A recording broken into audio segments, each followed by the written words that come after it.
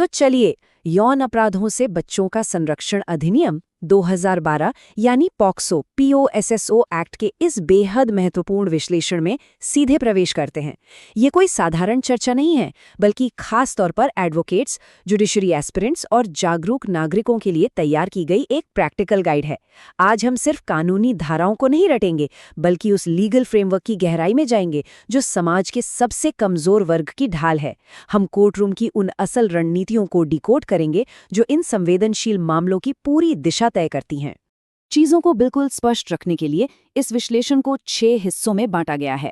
POCSO act की नींव, यौन अपराधों की सटीक परिभाषाएं, शिकायत से ट्रायल तक का पूरा फ्लो, बाल सुलभ यानी चाइल्ड फ्रेंडली प्रोटोकॉल्स, वकीलों के लिए एविडेंस स्ट्रैटेजीज और आखिर में उन आम कानूनी गलतफहमियों को दूर करना जो अक्सर सामने आती हैं। तो शुरू करते हैं। भाग 1, पॉक्सो अधिनियम की नींव, बाल संरक्षण का कानूनी आधार। देखिए, 2012 से पहले आईपीसी में बच्चों के खिलाफ होने वाले यौन अपराधों से निपटने के लिए कोई अलग या व्यापक कानून था ही नहीं, इसीलिए पॉक्सो लाया गया। सबसे अहम बात यह है कि ये एक्ट बच्चे को बहुत ही स्ट्रिक्ट तरीके से परिभाषित करता है। पॉक्सो के तहत बच्चा वो है जिसकी उम्र 18 साल से कम है। बस, ये एक निरपेक्ष यानी एब्सोल्यूट एज लिमिट है। और सबसे बड़ी बात, ये परिभाषा पूरी तरह से जेंडर न्यूट्रल है। मतलब लड़का हो, लड़की हो या किसी भी अन्य लिंग का बच्चा, कानून सबको एक समान ढाल देता है। उम्र ही यहाँ इकलौता पैमाना है। अब इस कानून को बनाने का मकसद सिर्फ अपराधियों को जेल में डालना नहीं है। इसका कोर फोकस जांच और ट्रायल के हर कदम पर बच्चे के मानसिक और शारीरिक स्वास्थ्य की रक्षा करना है। ये एक्ट सुनिश्चित करता है कि ट्रायल फास्ट ट्रैक हो, प्रक्रिया पूरी तरह से चाइल्ड फ्रेंडली हो, बच्चे की पहचान बिल्कुल गुप्त रहे और इन मामलों की सुनवाई के लिए अलग से विशेष अदालतें स्थापित की जाएं ताकि केस सालों साल फाइलों में न दबे रहें। आगे बढ़ते हैं भाग 2 की तरफ, यौन अपराधों की परिभाषा और उनका वैधानिक वर्गीकरण। ये टेबल असल में पूरे एक्ट का एक लीगल मैप है। हर अपराध की ग्रेविटी अलग होती है, इसलिए कानून उन्हें अलग अलग खांचे में रखता है। जैसे धारा 3 पेनिट्रेटिव यौन उत्पीड़न को परिभाषित करती है और इसकी सजा मिलती है धारा 4 में। ऐसे ही धारा 7 यौन उत्पीड़न और धारा 11 यौन प्रताड़ना जैसे अपराधों से डील करती है। किसी भी चार्जशीट का पूरा ढांचा इन्हीं धाराओं पर टिका होता है। यहाँ तक कि चाइल्ड पोर्नोग्राफी जैसे संगीन अपराधों के लिए भी धारा 13 से 15 तक बिल्कुल स्पष्ट प्रावधान मौजूद हैं।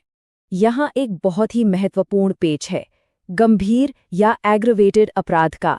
ये तब जुड़ता है जब अपराधी उस भरोसे को तोड़ता है जो बच्चे को उस पर था। मान लीजिए अपराधी कोई शिक्षक, पुलिस अधिकारी या परिवार का ही कोई सदस्य है जिनके पास कोई पावर है या जिन पर बच्चा पूरी तरह निर्भर है। हाल के कानूनी संशोधनों ने ये साफ कर दिया है कि ऐसे पदों का दुरुपयोग करने वालों के लिए सजा बेहद सख्त होगी। इसे किसी भी हाल में हल्के में नहीं लिया जा सकता। अब आते हैं भाग 3 पर, शिकायत से ट्रायल तक की प्रक्रियात्मक पाइपलाइन। चलिए इस पूरी प्रक्रिया को एक प्रैक्टिकल नजरिए से देखते हैं।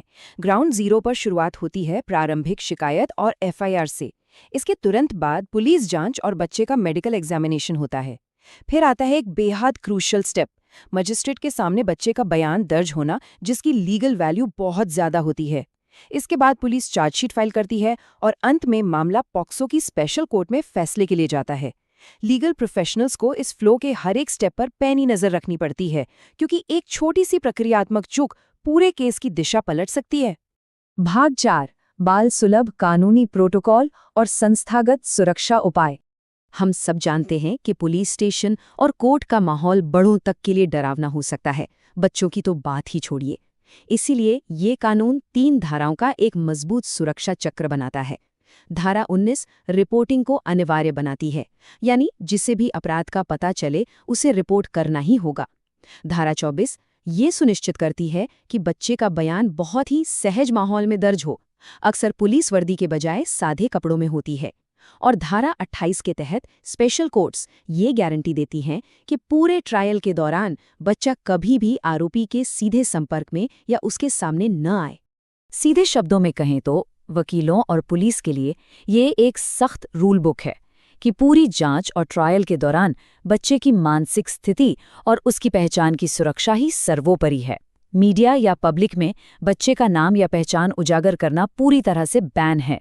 लीगल टीम्स को इन प्रोटोकॉल्स के दायरे में रहकर बहुत संभलकर काम करना होता है। अगर अदालत को जरा भी लगा कि बच्चे को डराया जा रहा है या माहौल तनावपूर्ण है, तो इसके नतीजे बहुत गंभीर हो सकते हैं।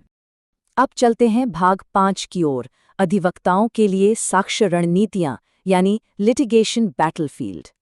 कोर्टरूम में अभियोजन यानी प्रोसिक्यूशन और बचाव पक्ष की रणनीतियां बिल्कुल आमने सामने होती हैं।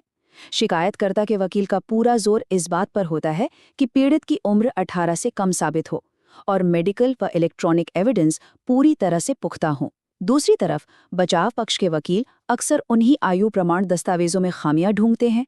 वे एफआईआर दर्ज होने में हुई देरी पर सवाल खड़े करते हैं और बहुत बारीकी से ये चेक करते हैं कि पुलिस और मजिस्ट्रेट को दिए गए बयानों में कहीं कोई विरोधाभास या कंसिस्टेंसी की कमी तो नहीं है। अगर क्रक्स की बात करें तो पॉक्सो के ज्यादातर मामलों में जीत या हार केवल 2 चीजों पर आकर टिक जाती है। पहला, उम्र का एकदम सटीक दस्तावेजीकरण, चाहे वो बर्थ सर्टिफिकेट हो, स्कूल का रिकॉर्ड हो या फिर बोन ऑसिफिकेशन टेस्ट। और दूसरा, इलेक्ट्रॉनिक साक्ष्यों का स्मार्ट मैनेजमेंट। आजकल व्हाट्सएप चैट्स, कॉल रिकॉर्ड्स या लोकेशन डेटा जैसे डिजिटल फुटप्रिंट्स को अदालत में सही तरीके से साबित करना या उन्हें खारिज कर देना ही किसी भी केस का फाइनल आउटकम तय करता है। और अब हमारा आखिरी सेक्शन, भाग 6, कानूनी गलतफहमियों को दूर करना, भ्रम और वास्तविकता के बीच का अंतर। इस कानून को लेकर समाज में कुछ बहुत बड़े भ्रम फैले हुए हैं। सबसे बड़ा मिथक ये है कि अगर घटना में बच्चे की सहमति थी तो वो अपराध नहीं है। लेकिन लीगल रियलिटी बिल्कुल अलग है। 18 साल से कम उम्र के बच्चे की सहमति की कानून की नज़र में कोई वैल्यू नहीं है। ये वैधानिक रूप से पूरी तरह अमान्य है। दूसरा बड़ा भ्रम ये है कि पॉक्सो केवल लड़कियों के लिए है। जैसा कि हमने पहले भी देखा, वास्तविकता ये है कि ये एक्ट पूरी तरह से जेंडर न्यूट्रल है। ये लड़कों को भी बिल्कुल वैसी ही लीगल शील्ड प्रोवाइड करता है। अंत में इस पूरे विश्लेषण को एक अहम सवाल के साथ खत्म करते हैं। क्या एक मजबूत जस्टिस सिस्टम सिर्फ अपराधियों को सजा देने से बनता है, या फिर इसकी असली जीत इस बात में है कि ये समाज के सबसे कमजोर वर्ग को कितनी सुरक्षित और गरिमापूर्ण प्रक्रिया दे पाता है? पॉक्सो एक्ट असल में इन्हीं दोनों लक्ष्यों को साधने का एक बेहतरीन प्रयास है। इस विषय की और अधिक गहराई में जाने के लिए अदालतों के रीसेंट जजमेंट्स और जमानत याचिकाओं का अध्ययन करना बहुत जरूरी है।